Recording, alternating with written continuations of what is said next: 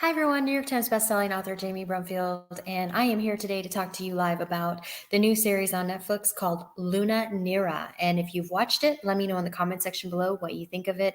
If you've only seen the trailer and you haven't watched it yet, let me know in the comment section below if you're interested in watching it or what you think of it. So let's talk a little bit about this. I'm going to do my best to keep this as minimal spoiler as possible, but every once in a while there might be some small spoilers, but I'll do my best to keep it as minimal as possible for you. So let's talk a little bit about the series. The series is about a 17th century Italy. A teenager learns that her destiny is among a family of witches, just as her boyfriend's father hunts her down for witchcraft. So and at this point in time, one thing they don't talk about, but you do see in the previews and all of that, is that she's protecting her younger brother. And that has a part to play in this series. In fact, it has a very big part to play in this series, and you'll see it as you watch it. I can't give away too many spoilers, so I'm not going to go too deep into that as far as what that has to play in that, but just know that it really is about this girl and her brother, her younger brother, and she's protecting them. And the very first episode opens up, and there is a rumor of witchcraft going around, and so she, by fate, winds up at a house of witches, and then she starts to come into her power and understand her powers, and all of the witches understand their powers in their place and what's going on, all of them except for, of course, the younger brother, who isn't measured in powers because witches are females. And so that is a big, strong piece into this season, I think, in the series, is that witches are females, and then the men are the ones that are hunt them down, with the exception of one woman. You'll understand that as you're watching why this one woman is joining the forces against the witches and that kind of thing. But with the exception of one woman, all of the rest of the people, it's women against men, basically. And really, it really felt like it was a play on the whole Salem witch trials and the witch trials in Europe. And so there were witch trials that have happened all over, in our past, and it's just a horrific thing.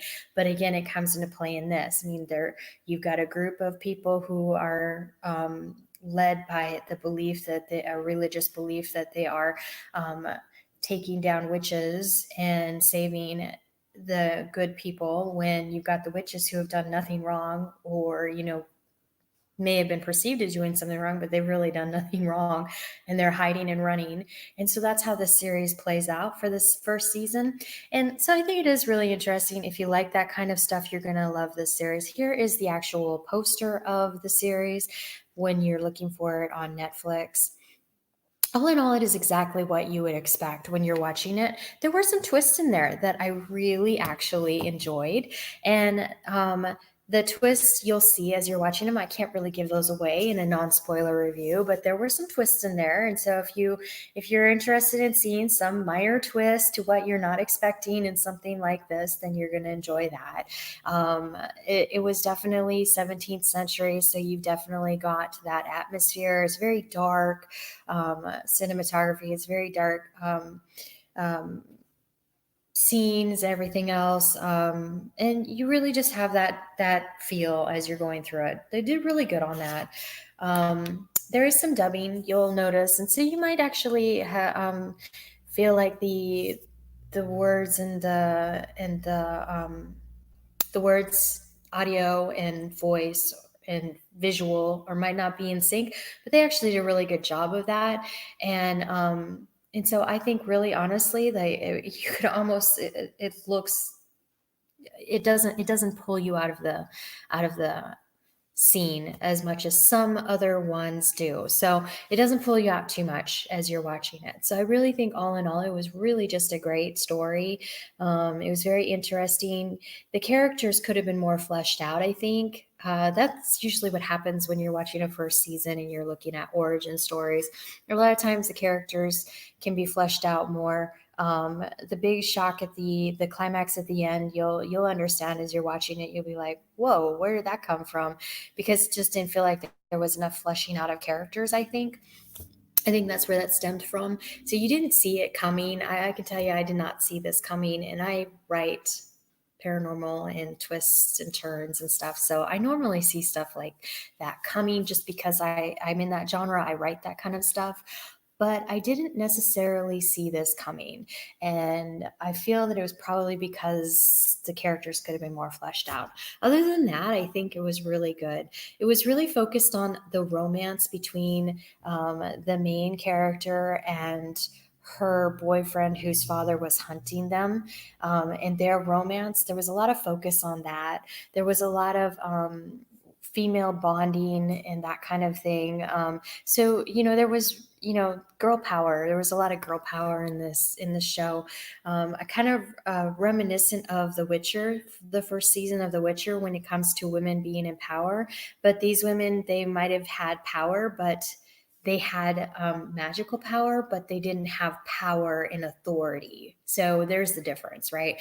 Plus all the other things that were happening within the series. So there was a lot of differences. It wasn't The Witcher by any means, or even close to it. Just with that female leads and the female female centric storyline, I think is what I'm trying to get at. It's very female centric storyline for The Witcher, and it's very female centric storyline for this one. And of course, you can imagine that. I mean, this teenager who's, finding out her destiny is with a group of witches is, it's going to be very female centric. So, all in all, I do think it was really good. My rating for this, other than one twist for the climax, I really think that it's not much new. It's pretty much what we've seen before. So my rating for this is probably a 55 out of 100 and a 3.5 out of 5, because it really wasn't much newness to it as far as from my perspective. And the storylines and everything else, it just really did play along with what you would expect for a show like this.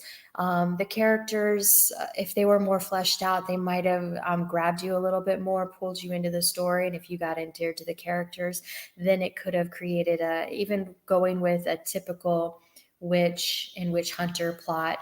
If you really get into the characters, it can drive that number up. But to me, it didn't feel like that. Did it feel like that for you? Because for me, it wasn't there. Not to say that it was bad. It just wasn't the character centric piece. The characters it wasn't character driven in my opinion. And I think if that was character driven, you could have been with a typical plot that we are used to seeing with us, and still enjoyed it more, kind of. That's kind of where I'm going with that. The other aspect is the plot twist at the end is what got the 0.5 for me, the 3.5, and the 5%, the 55%. Otherwise, it would have been a completely average show in what you would expect. But the plot twist at the end, I did enjoy, and I thought that was pretty good. All in all, as far as if there is going to be a season 2, of course, that usually takes about 6 weeks with Netflix before they make a determination on that for most series. So I don't know if there's going to be a season 2, but the ending did set you up for a season 2. It was kind of a surprising twist, and maybe that's where the character and understanding the characters and endearing yourselves to the characters, maybe that would have made more sense, the ending, as far as what's the setup for next season, if there's going to be a next season. That would have made more sense if I had more character background and investment in the characters. And because it wasn't there, I was like, I'm not sure where that's going, but we'll see. If there's a season 2, we'll see where that goes. As of right now, I'd say stream it or not. I would stream it if you don't have anything else that you want to watch. There were 3 shows that released this past weekend on Netflix, 3 series that released. The Ragnarok, which I did a review on, the Luna Nera, and then The Stranger.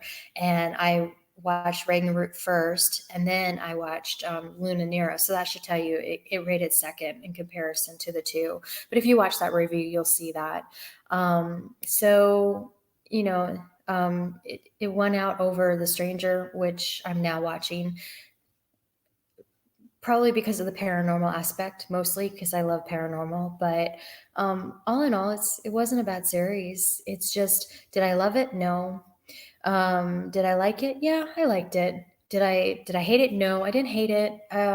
I do think that there's some good stuff in there, and hopefully, if they get a season two, if there is a season two, hopefully they flesh out the characters more or make them more endearing, or at least connect them to the audience maybe more. And I think that will create, even sticking with the storyline that they had, and the fact that they went with a more traditional witch and witch hunter storyline.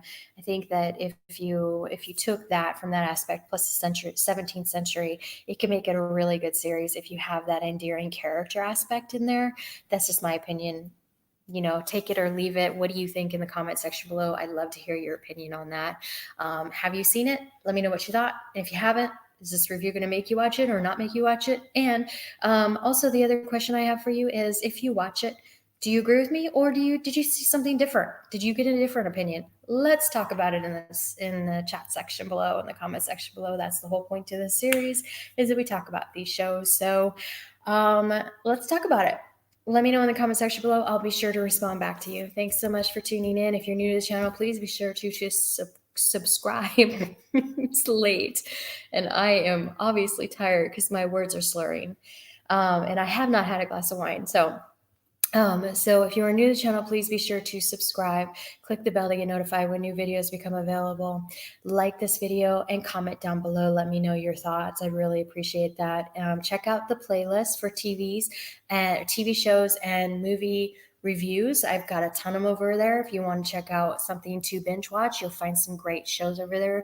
Lots of people tell me there are shows that they haven't even heard of. So that's really good, because that means it's giving you insight into new shows. So check out that playlist, and share the channel, share the playlist. Help us get the word out. Thanks so much for being part of the Brumfield Believer family. Truly do appreciate you from the bottom of my heart. I really do appreciate it.